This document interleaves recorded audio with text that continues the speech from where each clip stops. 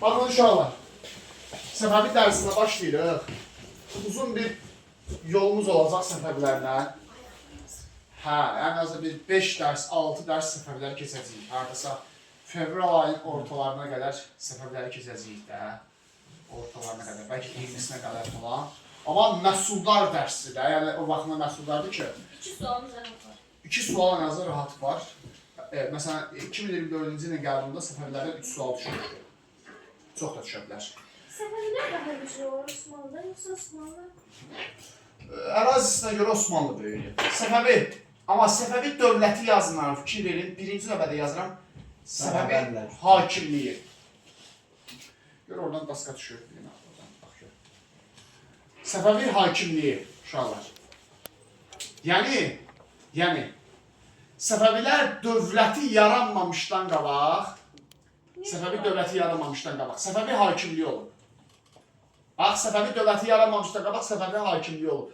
Yadımıza gəlib Qaraqoyunlu Ağqoyunlu keçmişdik.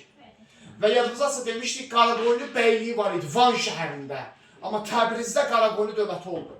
Böyüdülər, dövlətə çevirdilər. Sonra Ağqoyunlular.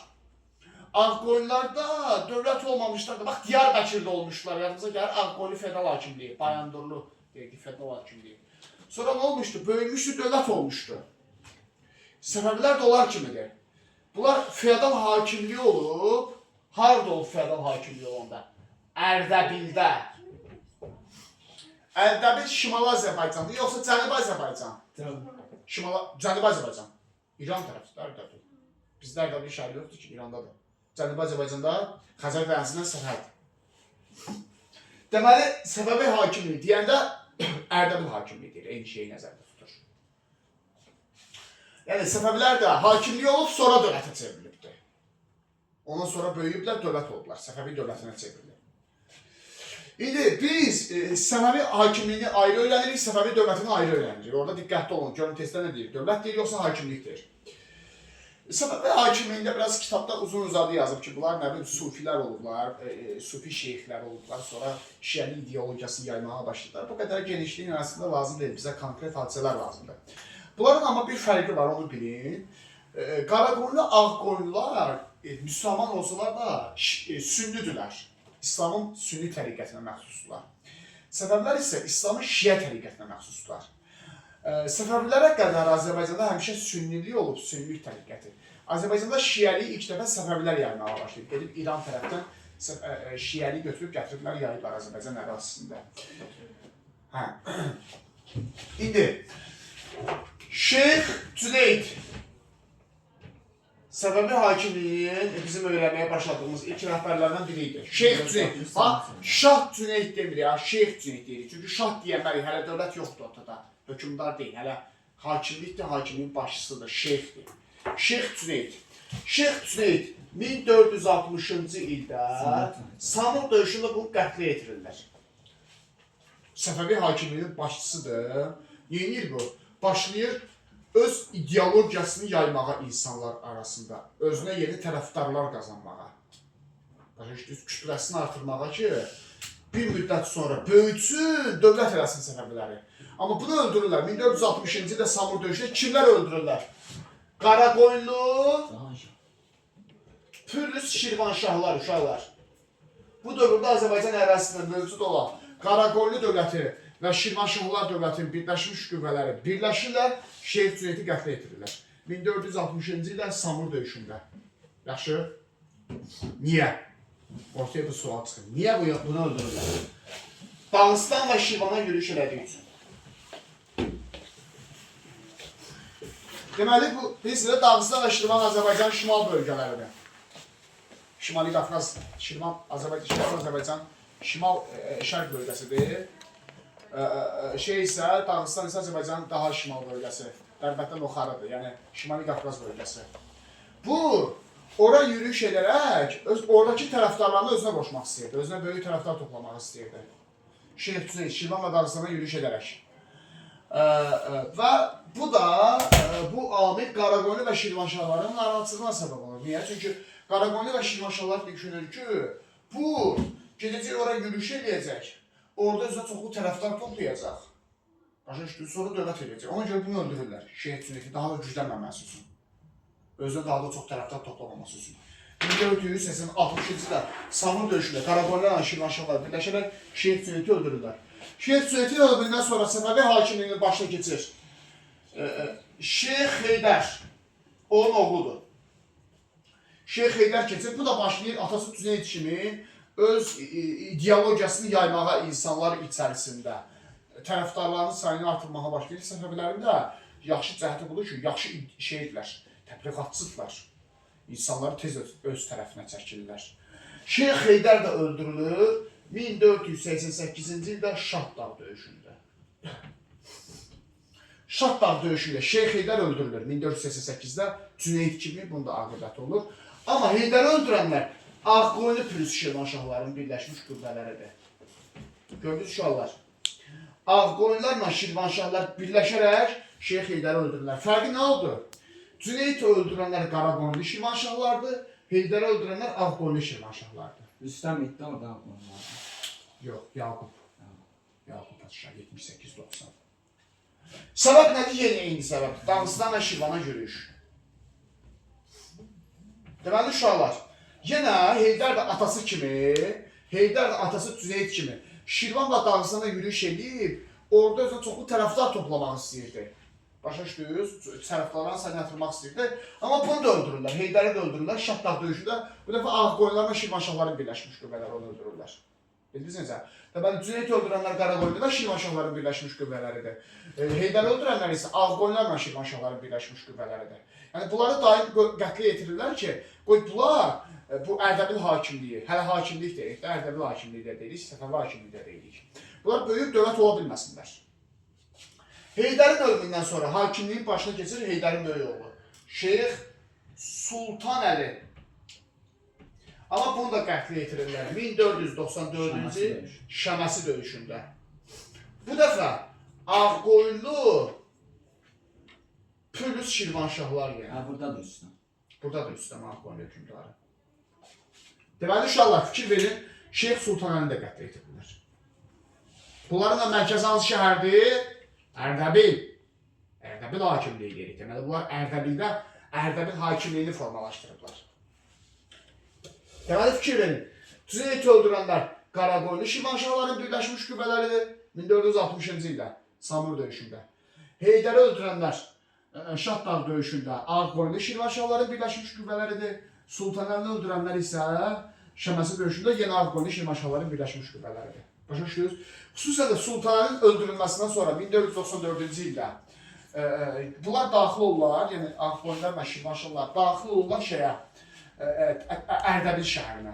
Ərdəbili dağıdırlar, bunların mərkəzini dağıdırlar və hər yerdə İsmailin qardaşı, Sultanın qardaşı İsmaili axtarırlar. Biz onu gələcək gələcəkdə Şah İsmail. Hər yerdə İsmaili axtarırlar. İsmailin burada 7 yaşı var idi. 7 yaşı var idi. İsmail gizlədirlər bir təhər. Atasının dostları, yəni Sultanın adamları. Bəli, öldürmək üçün. Hə? Öldürmək üçün.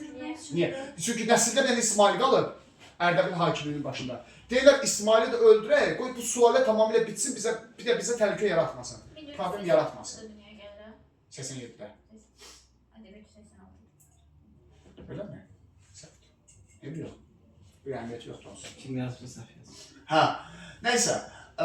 Bu, deməli, hər il İsmaili axtarırlar ki, onu da qətlə yetirsinlər. Bu sulaləyə tamamilə son qoysunlar, bunlar bizə təhlükə yarada bilməsin.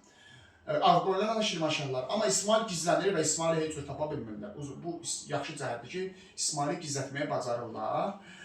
Üstündən bir müddət ötür, üstündən xeyli bir müddət ötür və İsmail çox çətin vəziyyətdə, ağır şəraitdə böyüyür. Çünki atasını öldürdülər bu yazığın gözün qabağında, qardaşını öldürdülər gözün qabağında və vaxt gəlib ötür, Ağqoyunlu dövləti iki hissəyə parçalanır. Yadınıza gəlsin uşaqlar, 1500-cü ildə Əhər salışı bağlanmışdı. Şimdi nə idi bu? Nə baş vermişdi? Ağqoyunlu dövləti iki yerə var. Hayır, 1500-cü ildə Ağqoyunlu dövləti zəifləyərək iki yerə bölünmüşdü Əhər salışında. Biz əvvəlki dərslərimizdən demişik. Bəli, iki qola parçalanmışdı. Əlvənd Mirzə ilə Murad Mirzənin başçılıq elədiyi iki qola bölünmüşdü Ağqoyunlular. Yəni Ağqoyunlu zəifləyir və parçalanır 1500-cü il Əhər salışı. Onda İsmail ortaya çıxır. Deyir, fürsət bir fürsət. Bəli, mən gəlməliyəm artıq. Niyə? Çünki Şirvanşah onsuz da elində güclü deyildi. İsmail əsas problem yaradan şey idi, Ağqoyunlar idi. Daha çox qorxduğu Ağqoyunlar idi. İndi İsmail yaşı da artmışdı, artıq 13 yaşı var idi. Şeyx İsmail adından ortaya çıxır. Şeyx İsmail adından ortaya çıxır, yığır tərəfdarlarını başına və üzü Azərbaycan ərazilərinə hücum eləməyə başlayır. Baxın, hələ Şah İsmail'də deyil ya, Şeyx İsmail deyil. Niyə? Çünki hələ Səfəvi dövləti yaranmayıb, hələ söhbət Səfəvi hakimliyindən gedir. Bayaqlar Şaməsi döyüşü Səfəvilər dövlətinin tarixinə aiddir testlərdə. Səhv fikirdir. İndidən deyirəm, yox. Çünki hələ Səfəvi dövlət deyil, Səfəvi hakimliyinə aiddir.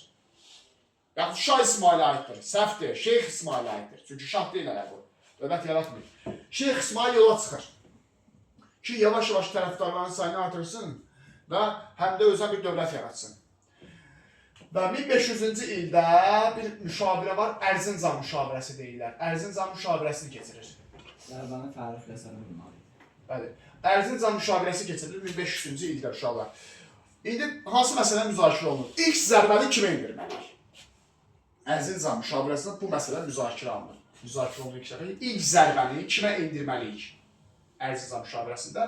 Yəni, belə qərar gəlir ki, İsmail ili təbii ki, qərar vermir. 13 yaşı var, təcrübəsizdir.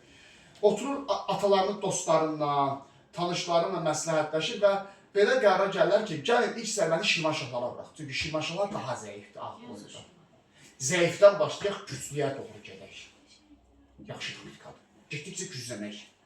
Ona görə ilk zərbəni Şirvanşahlara vurmaq qərar gəlirlər. Sizə bir şey deyim, bu əslində çox qeyd olunmuyor, bu real faktdır. İsmail, Şeyx İsmail adına yola çıxanda özünü İmam Mehdi elan eləmişdi.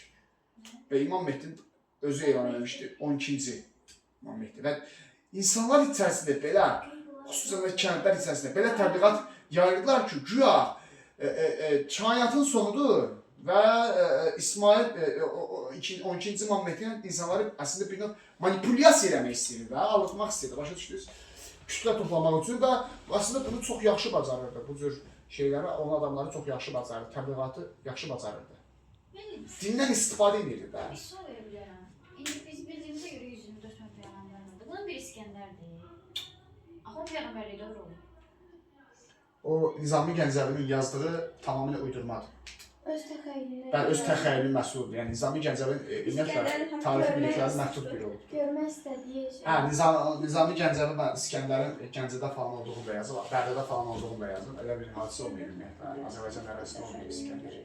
Hə, yəni Nizami Gəncəvin yazdıqlarını ümumiyyətlə çox ciddi almağa dəyməz. Təxəyyülünə yazır. Bütün mənada ciddi almağa dəyməz. Saray yazıçılarının yazdıqlarını çox da ciddi almayın. Saray göstərişinə yazın. Təxəyyülünə, öz aldığı. Təxəyyülünlə olsa daha yaxşıdır. Mən düşünürəm biz təxəyyüllə yox, hökmdarın məsləhəti ilə yazırlar. Sifarişlə yazılan əsərlər. Deməli, indi məsələmiz nədən gəlir? İsmail dindən istifadə edərək özə kütlə yığmışdı. Təbii ki, deyə bilərsiniz ki, cəmaət axmaq deyil, axı, bilmir bu şey ola bilməz, 12-ci İmam Mehdi ola bilməz. Bilir, amma insanlar da bezmişlər, ya Ağqoyunda. İnsanlar da beziblər bu ara müharibələrindən, feodal dağınıqlığından. Bir tərəfdən qara qoyunlu gəlir, bir tərəfdən ağ qoyunlu gəlir. İnsanlar da beziblər müharibədən, insan itkilərindən, bu dağınıq iqtisadiyyatdan. İnsanlar deyir ki, bir güclü qüvvə olsun. Bu güclü qüvvə Azərbaycanı birləşdirsin, sabitlik yaratsın. Kütlə nə istəyir həmişə? Xalq nə istəyir? Sabitlik istəyir birinci növbədə həmişə xalq. Başa düşdünüz? Ona görə də 1500-cü ildə Cabanı döyüşü baş verir. Cabanı döyüşündə Səfəvilərlə, amma baxın Səfəvi dövləti demirəm. Səfəvilər deyirəm, hələ Səfəvi hakimliyi ilə. Şirvanşahlar qarşılaşırlar. Və burada Səfəvilər qalib gəlir. Şirvanşahlara. Cabanı döyüşündə Səfəvilər Şirvanşahlara qalib gəlir. Şirvanşahların hökümdarı Fərrux Yasar öldürülür. Bəzi mənbələr yazır ki, Fərrux Yasar cəsədini tapanmırlar. Yox, sümürgənə qədər yandırır. İsmail çox qəddar bir olub, uşaqlar. O ədəbiyyatda siz ona xətayı deyirsiniz, boş yer demişsiniz, xətalıydı o adam. O da orada, o atasının gözünün qabağında öldürmüşlər Şeyx Heydəri, qardaşı Sultan Əlinin gözünün qarşısında öldürmüşlər. Demirəm, hep pis insandır. Mən onu tarixçi kimi qiymətləndirməyə çalışıram. O şəxsiyyət kimi, insan kimi qiymətləndirmirik. Tarixin vəzifəsi insanların siyasətini qiymətləndirməkdir, şəxsiyyətini qiymətləndirmirik. Mənim yaxşı hökmlər yoxdur ki. Hə. Yəni məsələ nədir? Bu biraz psixoloji travma yaşamışdı uşaq dövründən bəri. Çox çətin, ağır şəraitdə böyüdüyü üçün istər-istəməz bəzi şeylər bunun həyatına, psixologiyasına təsir göstərmişdi. Xüsusən də Fərrux Yasardan çox azadlı qalmışdı. Çünki atasını öldürüb Fərrux Yasar bunu, Heydəri. Qardaşı Sultana, hə, və Şirvanşahların 1500-ün axırlarında olur təxminən Caban döyüşü. Və 1501-ci ilin yazılıb yaz aylarında, əvvəlləridirlər, girib Gürcistan qalasının başı qalasını tutur. Şirvanşahların mərkəzi daxil Bakı şəhəri bu dövrdə. Şirvanşahların paytaxtıdır. Və Şirvanşahların xəzinəsini ələ keçirir. Bu ciddi bir uğurdur. Amma uşaqlar fikir verir, Şirvanşahların süqutu uğratmır İsmail. Amma xəzinəsini ələ keçirir. Sadəcə asla hala salır. Yaxşı Şirvanşahlara. Tabi edir, asla hala salır. Və Şirvanşahların xəzinəsini ələ keçirir. Üşə pul da var. Çünki bilirsiniz ki, Şirvanşahların xəzinəsi də çoxdur. Çünki Şirvanşahlar çoxdandır mövcud olan bir dövlətdir. Uşaqlar, 1861-dən bəri mövcud olan bir dövlətdir. Böyük tarixi var, böyük sərvəti var. Pulu da var, düzdür? Bax, bu Cabanı döyüşü Səfəvilər dövlətinə aiddir, yoxsa Səfəvilər hakimliyinə aiddir? Səfəvilər hakimliyinə, hər dövlət deyil bunlar. Hər dövlət yaranmıydı. Başa düşdünüz?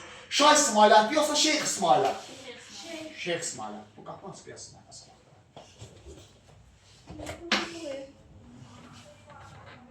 Biraz sakit durun. Şeyx İsmailət, çünki hələ dövlət yaranmır. Çəkim. Deməli, indi uşaqlar, kimi məğlub elədilər? Şirvanşahları. İndi üzük gəlirlər Azərbaycana doğru, Cənubi Azərbaycan ərazisinə doğru, sıra Ağqoyunludadır. Əsas da Ağqoyunludur. Əsas Ağqoyunludur, Ağqoyunlu daha güclüdür, Ağqoyunlu imperiyadır. Gəlirlər 1501-ci ildə Şərur döyüşündə Ağqoyunluların birinci qoluna son qoyurlar. Ağqoyunlular iki yerə bölünmüşdülər axı. İki qolu var idi Ağqoyunluların. Ağqoyunluların birinci qoluna son qoyurlar, İsmail Təbrizi tutur. Neyini? Səfəvilər dövlətini yaradır. Axır ki, Səfəvilər dövlətini yaradır. Bax, Bəyəxtdan başladığım yerdən bura qədər baş verən bütün hadisələr Səfəvi hakimliyinə aiddir. Yəni Ərəbil hakimliyinə. İndi isə olur Səfəvi dövləti. Hansı döyüşdən sonra Səfəvilər dövləti olur? Şərur döyüşü. Şərur döyüşündən sonra. Bəs Şərur döyüşü özü dövlət yox, hakimliyə aiddir. Şah İsmail yox, Şeyx İsmail aiddir. Şərur döyüşü özü. Şərurdan sonra İsmail gedir Ağqoyunluların birinci qoluna son qoyur, Təbrizi tutur, olur Səfəvi dövləti. İndi başlayırıq Səfəvilər dövlətinə. Bayaq Səfəvi hakimliyi idi. Səfəvi hakimliyi haradaydı? Ərdəbildə. İndi isə olur Səfəvi dövləti. Təbrizdə. Səfəvi dövləti 1501-dən yaranacaq, 1736-cı ilə qədər uzun bir period gedəcək. 1501-dən uzun bir yolculuğumuz var, 1736-cı ilə qədər. Paytaxtları 3 dənə. Təbriz, dövlət yaranında 1501. Deməli, fikir verin, Səfəvi dövləti hansı dövlətin yerində yarandı? Ağqoyunlu. Ağqoyunlu paytaxtları aydı, Təbriz. Səfəvinin paytaxtları aydı, o da Təbriz. Məntiqdən. Çünki onun yerində yaranıb da. Amma ikinci paytaxtı olacaq Qəzvin. 1555-ci ildə. Sonradan. Sultan Süleyman'ı yaşından sonra değiştirmiş çünkü Təbrizdən çox yürüyüşlər edilir diye. Hə. Üçüncü olacaq İsfahan. 1559'da. 1598-də olacaq paytaxt İsfahan şəhəri. 3 dənə paytaxtı olacaq Səfəvilər. Təbriz, Qəzvin, İsfahan. 3 paytaxtı olacaq Səfəvilər dövlətinin. İndi ilk hökmdar kimdir? Şah İsmail. Hayatçılar 1524. Şeyx İsmailin dövrünə aid hadisələr, indi olur Şah İsmailin dövrünə aid hadisələrdir. 1501-1524-cü illər. Şah İsmail hakimiyyət dövrü. Yaxşı, saat necədir? 15. Təhmasib vermədim. Amma verməsəm idarə etmə sistemini verəcəm Səfəvilərin 100%. Axırda idarə etmə sistemini verəcəm. Təhmasib verəcəm. Ağqoyunlu kimi də fərqlidir. Yox, əlavələr var. Ağqoyunlu kimi deyil tam. Deməli, Şah İsmail 1501-1524. 1501-ə qədər Şeyx İsmaildir. 14 yaşında yaratıb dövləti taxta çıxır. 1501-dən sonra isə Şah İsmail. Çünki artıq dövlət yaratdı, müstəqil dövlətin hökmdarıdır. İsmail Şah dövründə də uğurludur. Kifayət qədər uğurludur. Müharibələrlə davam edir, dövlətin ərazisini genişləndirməyə davam edir. 1503-cü ildə Almabulağı döyüşü baş verir. Almabulağı döyüşündə Ağqoyunluların ikinci qoluna son qoyur uşaqlar. Və Ağqoyunlu dövləti tamamilə süqut olunur. Biz Şamaxıya yaxınıyıq, Xırdalan. Xırdalan. Bakıya. Bir saat yolda Şamaxı. Nəyə görürsən? Biz üç olduq düşündüm, burada Şamaxı gördük. Yaxşı. Almabulağı döyüşü 1503-cü il. Ağbabulağı döyüşündə Ağqoyunların ikinci qolu süqut oluyor. Ağqoyunların ikinci qolu süqut oluyor. Deməli, Ağqoyunların birinci qolu süqut oluyanda 1501 Şərur döyüşündə Səfəvi dövlət deyil, Səfəvi hakimlik idi. Amma ikinci qolda 1501. Şərur 1501 Ağqoyunların birinci qoluna son qoyur Şeyx İsmail. Amma Ağqoyunlara qəti olaraq son qoyulur, yəni tam son qoyulur. Almabulağı döyüşündə 1503-də. Bu olur Şah İsmailin fəaliyyəti ki. Başa düşdün? 1503'te fəaliyyət edilər. Hə? 1503'te fəaliyyət edilər. Şah İsmail'dir 1503'də, Şah kimidir. Amma Şərurda Şeyx kimidir. Ağqoyunları birinci qoluna son qoyanda. Buna əlavə İsmail davam elətdirir öz uğurlarını. 1510-cu il Mərv döyüşü var, çox məşhur bir döyüşdür. Qarnat dağsın hakimdir. Mərv döyüşündə uşaqlar, Xorasan tutulur. Xorasan, Mərkəzi Asiyanın İranı birləşdirən böyük bir vilayətli, çox geniş ərazidir. Mərkəzi Asiyanın ən böyük vilayətlərindən biridir. Xorasan tutur, bir dövlət var uşaqlar, Şeybani dövləti. İndiki özbəklərdir. Şeybanilər dövləti indiki özbəklərdir. Onları məğlub edərək Xorasanı ələ keçirir. Şeybaniləri məğlub edərək və Xorasan Səfəvi dövlətin vilayətinə çevrilir. 1510-cu il Mərv döyüşü nəticəsində. Və Səfəvilər olan imperiya. Gördünüz fərqini uşaqlar. İndi nə oldular? İmperiya oldular. Bayaqki Səfəvi hakimliyi idi. Səfəvi dövlət idi, yəni 1501-dən 10-a qədər. İndi olur imperiya. Əraziləri genişlənir, yəni böyüyür. Sonra Şah İsmail ən böyük məsələsi burada birinci Səfəvi-Osmanlı müharibəsi. Səfəvi-Osmanlı müharibələrini yaxşı öyrənin. Çox keçəcək Səfəvi-Osmanlı müharibələri barədə. 1514-1555-ci illər. Mən belə çətinlikdə necə böyüyə bilirik ki, Necə? tək öz özündə. Təbii ki, bunun arxasında dayananlar var idi. Ona deyirlər, lələlər atası. Atasının məsləhətçiləri, sələfləri deyirlər. 1514-1555 Səfəvilər zəngin oldu, uşaqlar. Səfəvi hakimliyi özü varlı olubdu, pulu çox olubdu, resursu çox olubdu. Yəni, heç nədən gəlib bu adam dövlət yarada bilməzlər ki, qüvvələri çox idi əslində, hakimlik dövlətləri. Deməli, uşaqlar, Səfəvi-Osmanlı müharibələrinin birinci mərhələsi 1514-1555-ci illər. Yadda saxlayacaqsınız. Məşhur döyüş var, 1514-cü il Çaldıran döyüşü. Osmanlılar Səfəvlərə qalib gəlir. Osmanlılarla Səfəvilər arasında baş tutacaq. Deməli uşaqlar, biz bəli Osmanlıda keçmişik bu məsələni.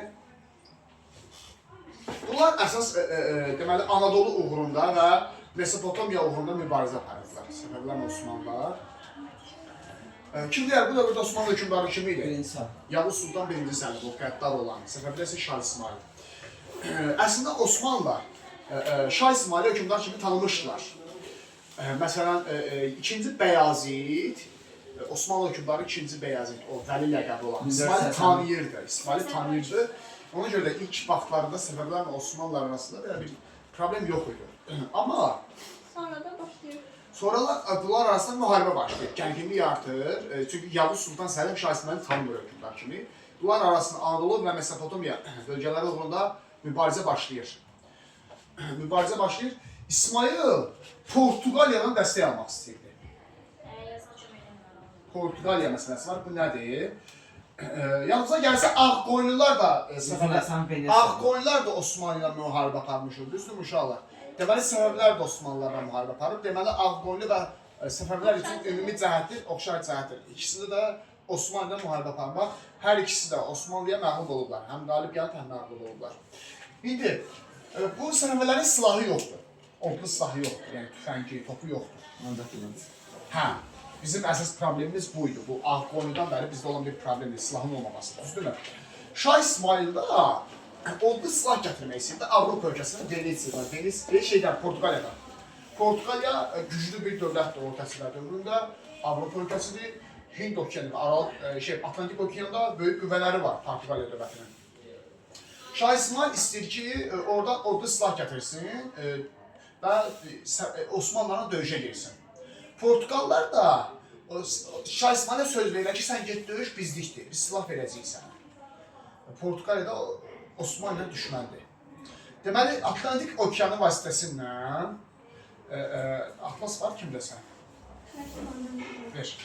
Məndə var atlas. Ver. Satın çat. Sonra kaç? 15 70.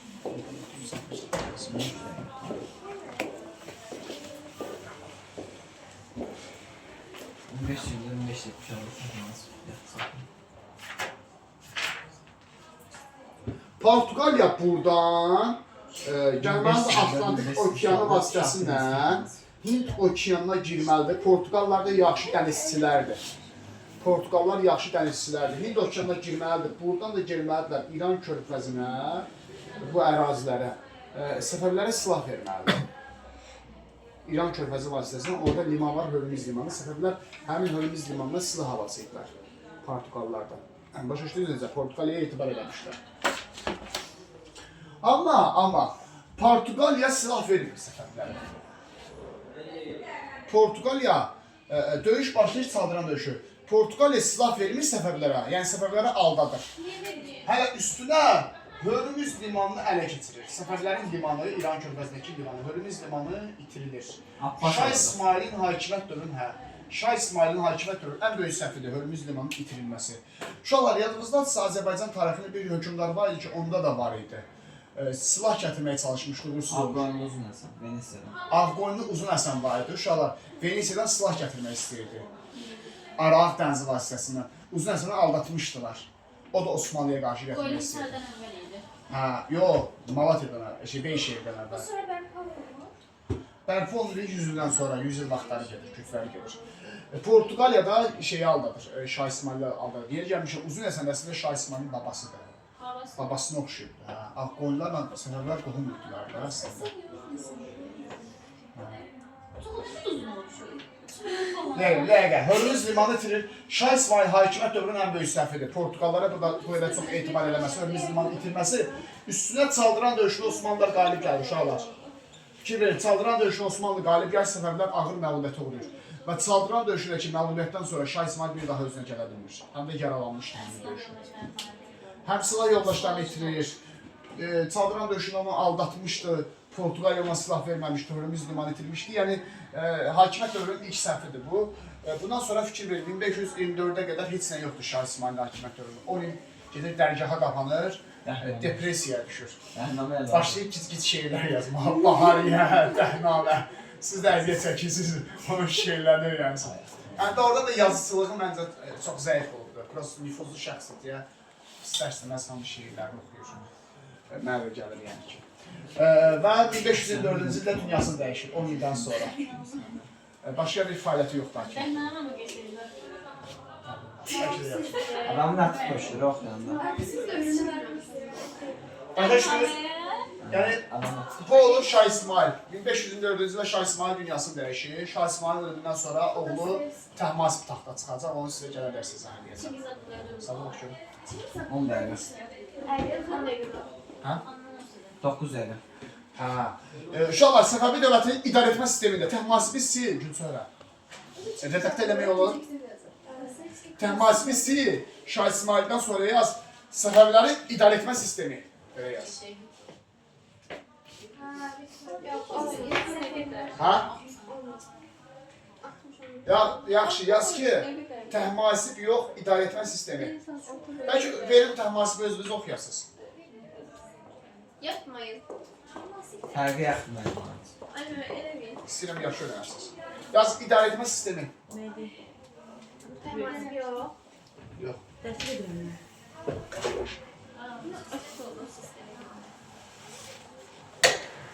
Ya da ki elə qalsın.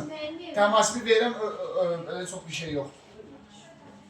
Burada deyir ki, insan orta boyundan biraz uzunuydu. Ona göre uçucu olduğu için değildir.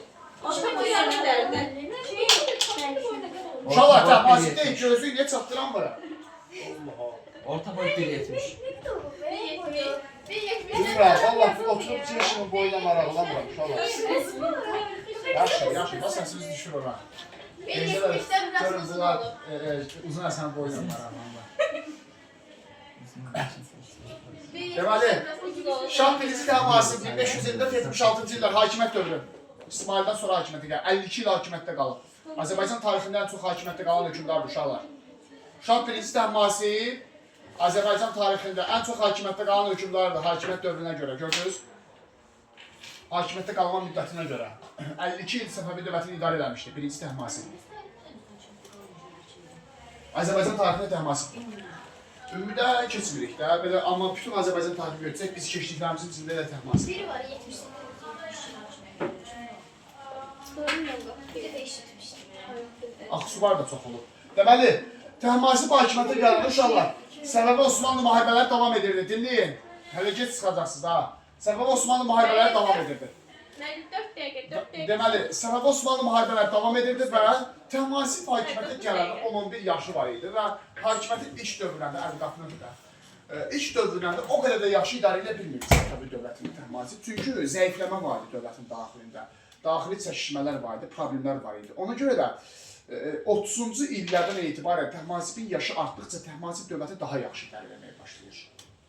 Təhmasibin yaşı artdıqca təcrübə də toplayır. Dövləti daha peşəkar şəkildə, daha yüksək şəkildə idarə etməyə başlayır. Osmanlıların 4 dənə yürüyüşü var bu dövrdə Azərbaycana. 1534, 1535, 1548, 1554. Deməli, Osmanlının yürüyüşü var. Azərbaycana 4 dənə yürüyüşü var, 4-ünü də öyrənirsiniz. Deməli, bu dövrdə Səfəvi hökmdarı kim idi? Şah 1-ci Təhmasib. Fikir verin, 1514-1555, 1-ci Səfəvi Osmanlı müharibəsi. Şah İsmailin dövründə başlayıb, atası Təhmasibin dövründə başa çatıbdır. Osmanlı Azərbaycanın 4 dənə yürüyüşü var. 1-ci yürüyüş 34, 2-ci yürüyüş 35, 3-cü yürüyüş 48, 4-cü yürüyüş 54. Yaxşı? Deməli, bu yürüyüşlər zamanı Osmanlı hökmdarı Sultan Süleyman idi. Bəli, Süleyman idi. Süleyman gəlir. Hamısında da Təbrizi tutur. Mənim möhtəşəm yüzyılı. Hə. Səfəvinin paytaxtı Təbriz deyildi uşaqlar. Təbrizi tutur. Hamısında da Osmanlı Təbrizi tutur, dövlətin paytaxtını. Amma heç birində də Təbrizdə qala bilmir, möhkəmlənə bilmir. Niyə? Çünki Təhmasib yandırılmış torpaq taktikasından istifadə edilir. Nə deməkdir uşaqlar? Bu Təhmasib görür ki, Süleymanın qabağına dayana bilməyəcək. Süleymanın qüvvələri çoxdur, güclüdür. Adamlara əmr verir ki, Təbrizi yandırır. Yandırırlar, əhalisini köçürürlər. Su arxlarına torpaq tökürlər ki, gəlib su belə tapanmasın Osmanlı hökmdarı. Yeməyə qida tapanmasın. Osmanlı gəlir, görür burada yeməyə içməyə heç nə yoxdur. Səbəblər şəhəri yandırıb çıxırlar. Onda məcbur şəhəri tərk edirlər. Qıtlıq olduğuna görə. Onda sual formalaşa bilər ki, bunlar öz şəhərini yandırırlar və onu təzədən bərpa eləmədilər axı. Bəli, təzədən məcbur qalır səbəblər o şəhəri bərpa eləsin. Başqa yolu yoxdur, yoxsa tutacaq Osmanlılar onu. Özə bilirsiniz ki... Necə ki, Osmanlı süper peresi. Mənim. Amma Osmanlı üçün böyük xərc tələb edir. Osmanlı o xərci getmək istəmirdi. Osmanlı geniş imperiyadır, böyük ərazilər var. Sonradan düzəldə bilərdi. Hə? Tutub sonradan düzəldə bilərdi də. Hə, istəmirdi də Süleyman, çünki bu böyük xərc tələb edir Osmanlı. O dövrdə Osmanlı Avropa ilə böyük müharibələri var ya, Səfəvi ordusu partizan savaşına keçirdi yandırmış torpaq taktikası zamanı.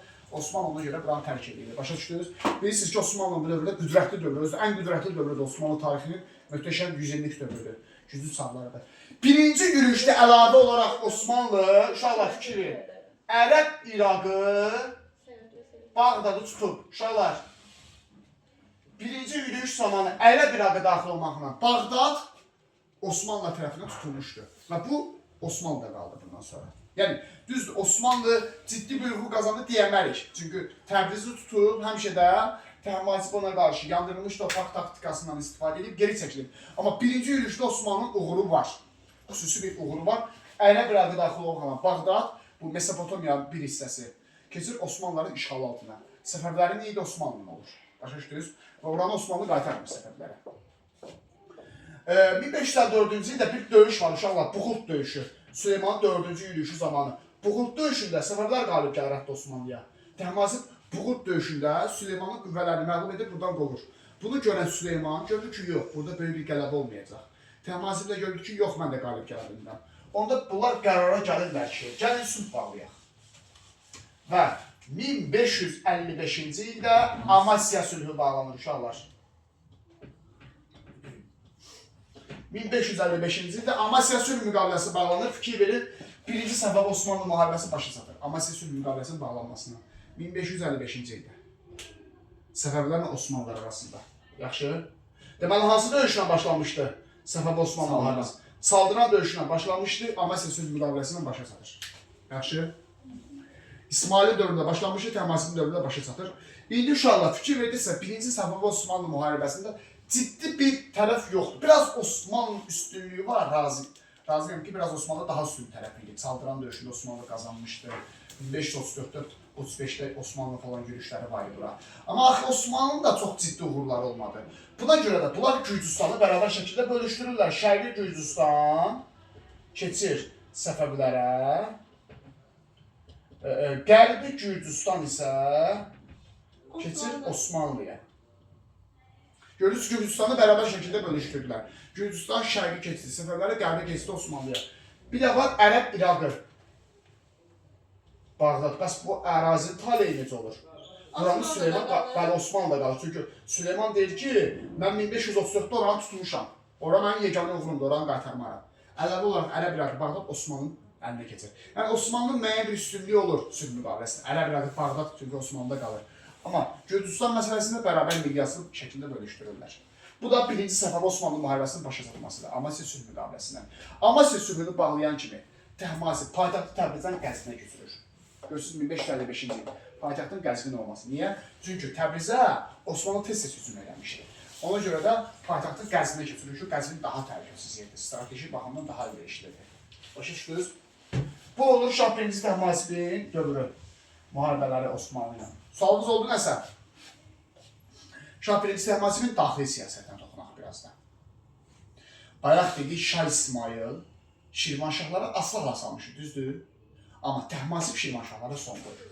1538 Şirvanşah süqut edir uşaqlar.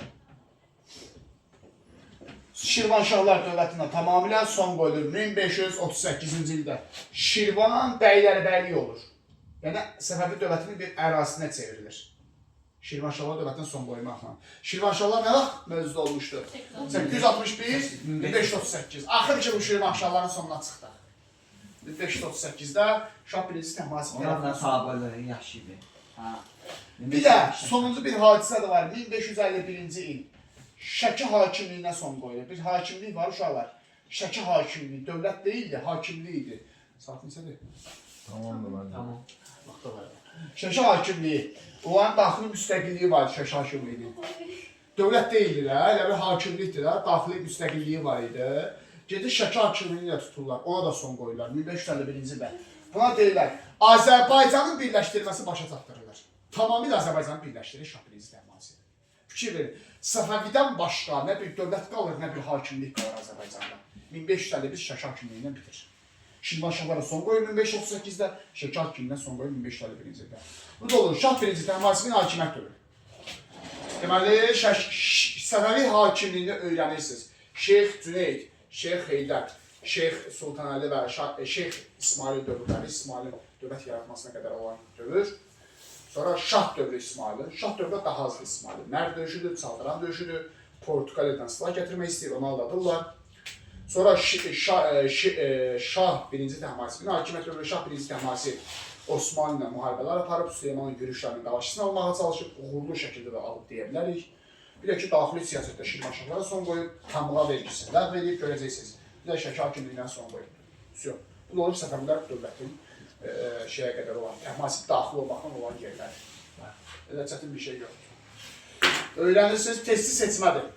Şah İsmail ilə Şah Təhmasibə aid olanları, arası 30-40 dənəli test seçib yazacam burada, onları işləyəcəksiniz. Yaxşı mı? İkinci günə işləyir, yoxlayıb gələrsiniz. 4 dəqiqə tutmalıyıq. Gedə bilərsiniz. Gedə bilərsiniz hamı.